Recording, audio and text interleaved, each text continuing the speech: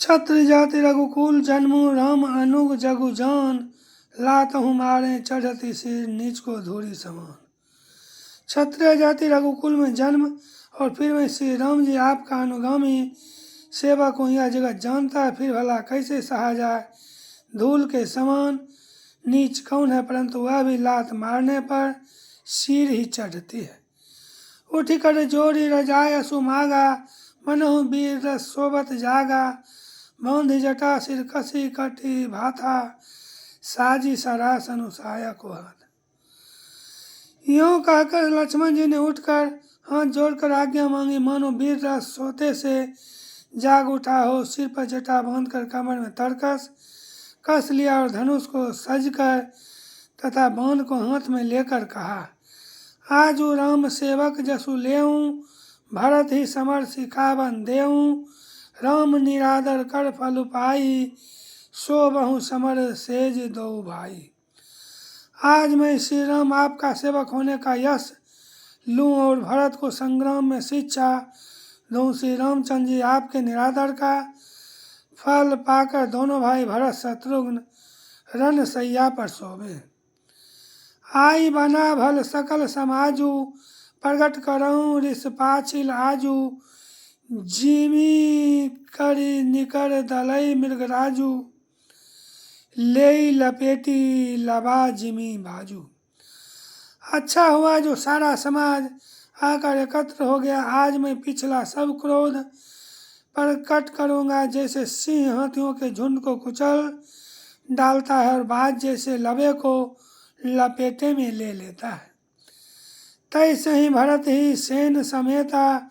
सानुज निदरी निपात हूँ खेता, जौ सहाय कर संग करु आई। तो मारऊ रन राम दुहाई। वैसे ही भरत को सेना समेत और छोटे भाई सहित तिरस्कार करके मैदान में पछाड़ूंगा। यदि शंकर जी भी आकर उनकी सहायता करें तो भी मुझे राम जी की सौगंध है, मैं उन्हें युद्ध में अवश्य मार डालूंगा, छोड़ूंगा नहीं। अति सरोस माखे लखनू, लखी सुनी शपथ परवान। सभे लोक सब लोकपति, चाहत भवरी भगवान। लक्ष्मण जी को अत्यंत क्रोध से तमतमाया हुआ देखकर और उनकी प्रमाणिक सत्य सौगंध सुनकर सब लोग भयभीत हो जाते हैं और लोकपाल घबराकर भागना चाहते हैं। जगु भय मगन गगन भई बानी, लखन बाहु बलु विपुल बखानी। तात प्रताप प्रभाव तुम्हारा, को कही सकई को जान निहारा। सारा जगत भय में डूब गया। तब लक्ष्मण जी के अपार बाहुबल की प्रशंसा करती हुई आकाशवाणी हुई, हे तात, तुम्हारे प्रताप और प्रभाव को कौन कह सकता है और कौन जान सकता है। अनुचित उचित काजू किछु होऊ, समझी करियो भल कह सबु कोऊ। सहसा करी पाछे पछिताहि, कहीं वेद बुध ते बुध नाहि। परंतु कोई भी काम हो उसे अनुचित उचित खूब समझ बूझ कर किया जाए तो सब कोई अच्छा कहते हैं।